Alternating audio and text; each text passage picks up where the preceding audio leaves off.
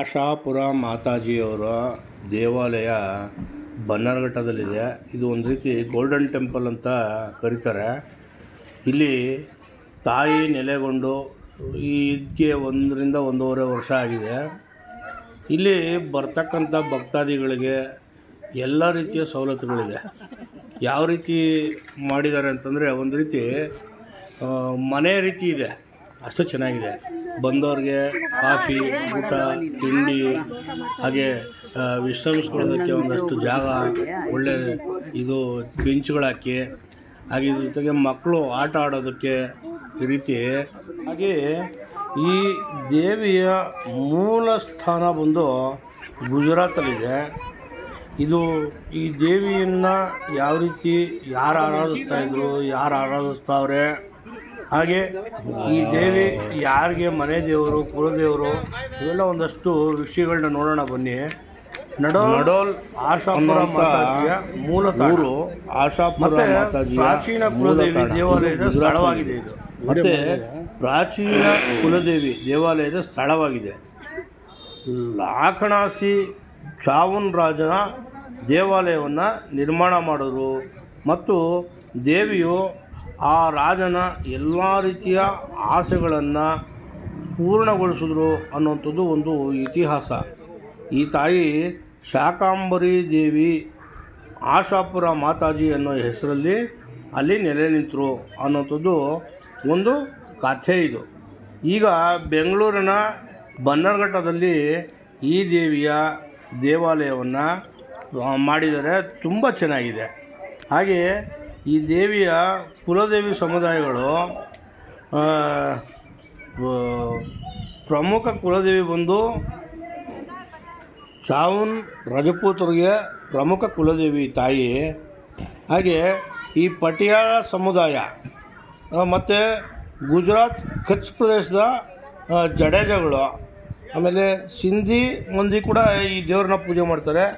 ಹಾಗೆ ನಮ್ಮ ಹಿಂದೂ ಜನಾಂಗ ಕೂಡ ಈ ತಾಯಿಯನ್ನು ಪೂಜೆ ಮಾಡ್ತಾರೆ, ಒಕ್ಕಲು ಮಾಡ್ಕೊಂಡಿದ್ದಾರೆ.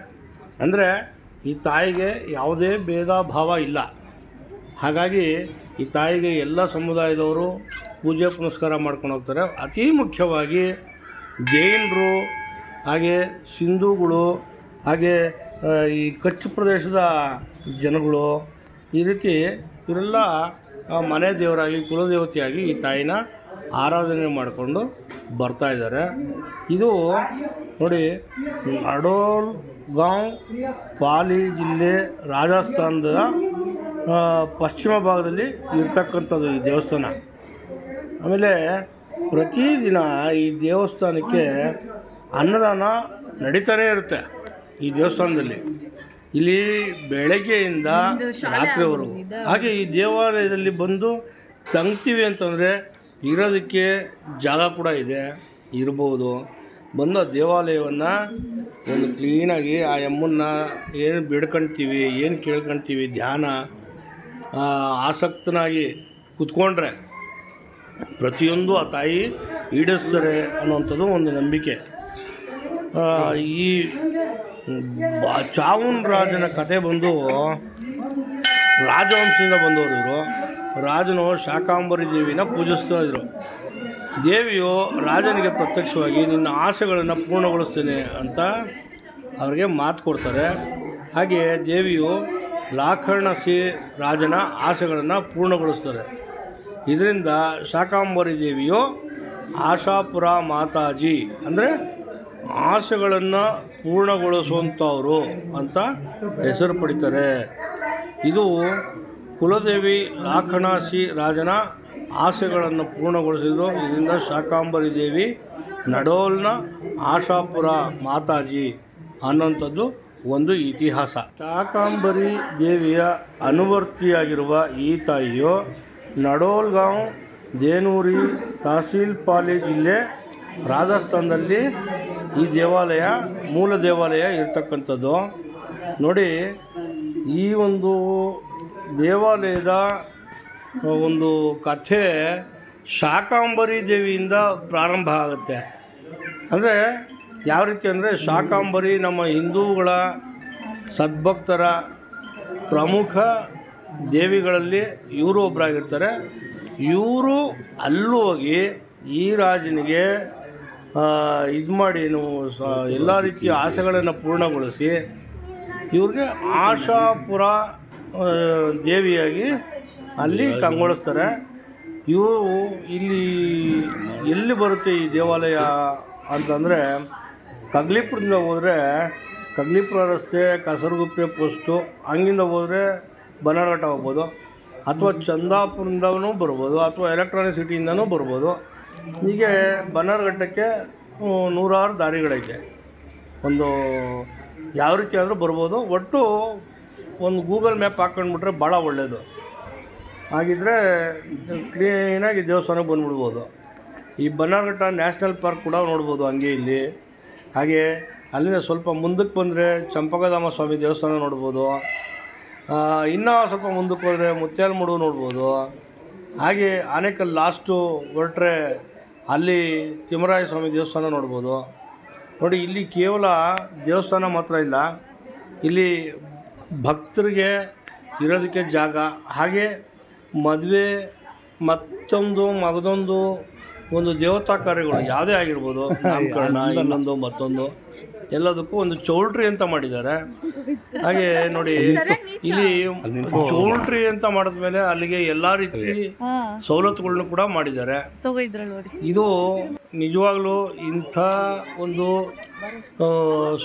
ಸವಲತ್ತು, ಮೂಲ ಸೌಕರ್ಯಗಳನ್ನ ಕೊಟ್ಟು ಮಾಡಿರೋವಂಥದ್ದು ಭಾಳ ಒಂದು ರೀತಿ ಏನು ಹೇಳ್ತಾರೆ ಅದಕ್ಕೆ ಪ್ರಶಂಸನೀಯ ಅಂತ ಹೇಳ್ಬೋದು.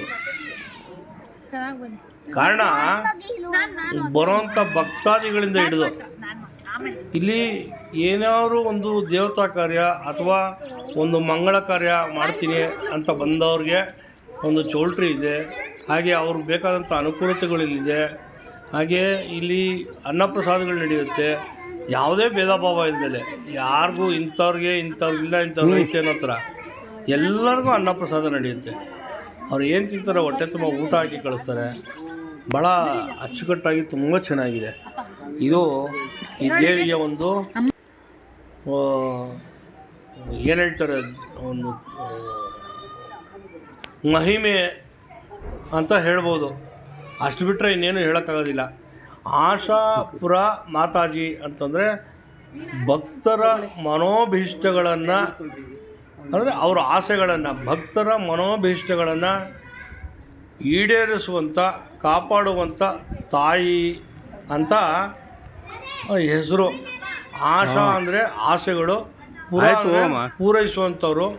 ಹಾಗಾಗಿ ಆಶಾಪುರ ಮಾತಾಜಿ ಅನ್ನೋಂಥದ್ದು ಈ ತಾಯಿಯ ಹೆಸರು. ಅಲ್ಲಿ ನೋಡ್ಕೊ ಹೋಗು.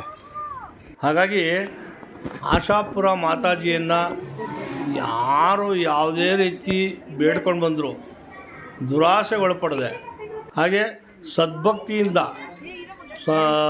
ಸಮಾಧಾನವಾಗಿ ಏಕಚಿತ್ತದಿಂದ ಧ್ಯಾನಿಸ್ಕೊಳ್ತಾ ಬಂದರೆ ಈ ತಾಯಿ ಎಲ್ಲವನ್ನ ಪೂರೈಸ್ತಾರೆ ಅನ್ನೋಂಥದ್ದು ಭಕ್ತರ ನಂಬಿಕೆ. ಎಲ್ಲರೂ ಬನ್ನಿ, ಒಮ್ಮೆ ತಾಯಿಯನ್ನು ದರ್ಶನ ಮಾಡಿ ಕೃತಾರ್ಥರಾಗಿ ಅಂತ ಹೇಳ್ತಾ, ಜೈ ಹಿಂದ್, ಜೈ ಕರ್ನಾಟಕ.